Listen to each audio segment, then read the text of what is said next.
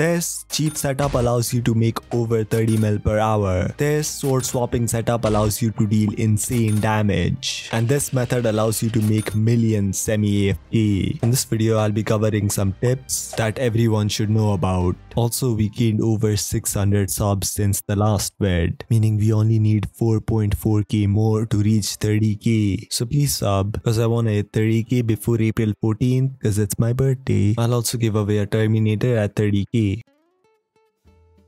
Yep, you can still sword swap and deal insane damage. Now to the players who don't know what sword swapping is. Basically, back in the day, players would switch out their weapon while hitting a mob and deal insane damage. But it was patched years ago, except for the fact that it wasn't. Now the regular form of sword swapping has been patched. But there's another method that allows you to deal insane damage. Basically, we are gonna be using our favorite Mastiff armor again to sword swap. Because if you didn't already know, Mastiff armor has a friend, the Pooch sword, which gets more damage based on the amount of HP you have, and Mastiff gives HP based on the amount of crit damage you have, making it the perfect early game setup. So I tried to push it to its limits by getting all the sources of crit damage like Silky, the crit damage attunement, and even the beacon. But then I noticed something. I would sometimes deal way more damage than I typically dealt, and while going through the footage, I noticed something. The random damage spike always happened when I swapped from my term to my Pooch sword. Why? Well, because the term gives a lot of crit damage, in turn giving a lot of HP to Mastiff, and if you swap and hit quickly, the HP bonus stays, meaning sword swapping acquired. Also a new Mastiff bug. Thank you, Hypixel. But that's not all. You can also use items like the End Sword that gives you extra damage to buff this even more.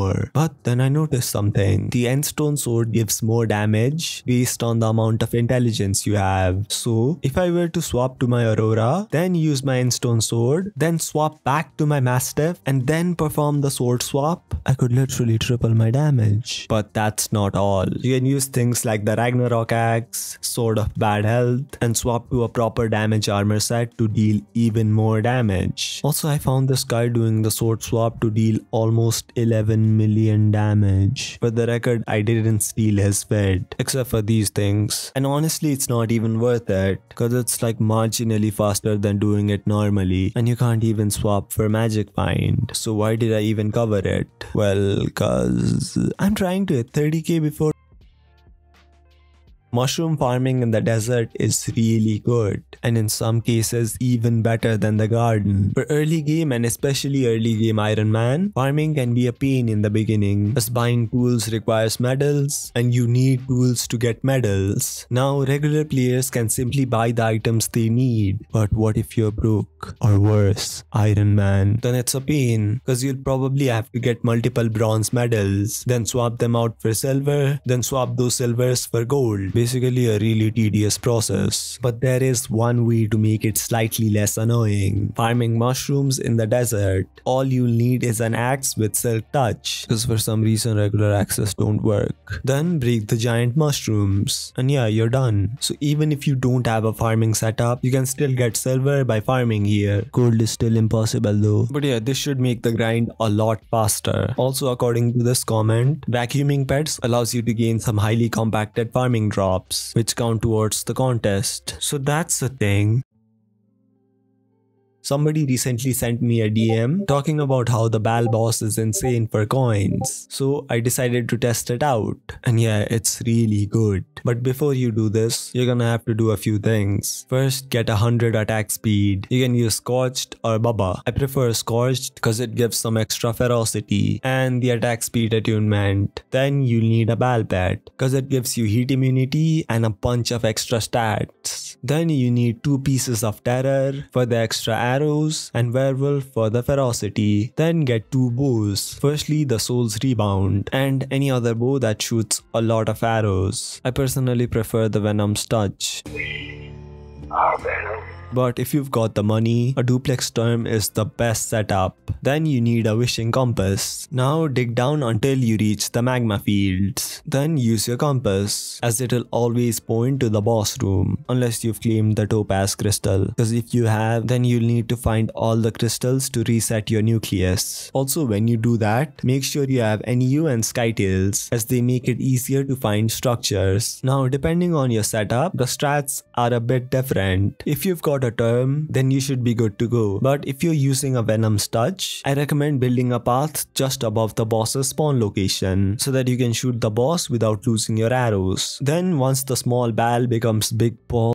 use your soul's rebound. Then spam your other bow until you get the almost there message. If you're high up, you may not get the message, and yeah, it should literally take a few seconds. Then get away from the doom. You can either dig a hole or just either warp above. Just make sure the area changes. And yeah, the boss should respawn unless there was somebody else in that location or you killed it. Now, from my experience, each boss takes around 50 seconds, including downtime. This should allow you to drop around 2 to 3 pets every hour, depending on your RNG, equivalent to around 30 to 45 mil per hour. So yeah, it's really good, especially if you consider the bare minimum cost. Also, I recommend you get Jax's contact, because it'll allow you to fill up your quiver without leaving the lobby. Also, turns out OPaper and Modcraft have already covered this method, but in my defense, since the mining v3 update was announced, a lot of mining drops have gone up in value, like the glaciate jewel, which has doubled in price. So farming ice walkers is one of the best early game money making methods right now, as all you need is any pickaxe and you can easily one tap them. Also, if you have a setup that can clear multiple mobs like a flower of truth or hype and a black cat,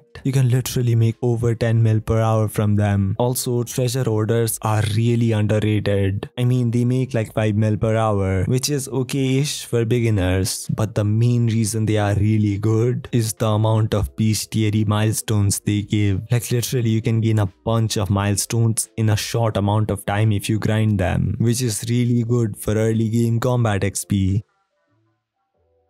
There's also an insane semi-AFK money making method. Basically, all you'll need is a cobblestone generator and some TP pads, and yeah, you're done. I'll link a guide in the description for this, but basically with a decent mining setup and a stonk, you should be able to make 17 mil per hour, which is a lot worse compared to what regular mining makes. But it's semi-AFK, so what can you expect? Also, I checked around in the mining cult, and according to them, the best cobble gen can be found on 7 Lucy's Island. I also talked to one of the highest cobble collectors, Log 1x Meister, and he told me that these farms are only better if you have maxed efficient miner. So if you don't have 4 million mithril and gemstone powder and Heart of the Mountain 7, you can just grind the basic farm. But if you do, build this one, because it will allow you to gain over 3.1 million cobblestone per hour, equivalent to over 21 mil per hour based on current prices. Again, if this video helped you even a little bit, please sub. We are this close to 30k. Bye. Thank you for not more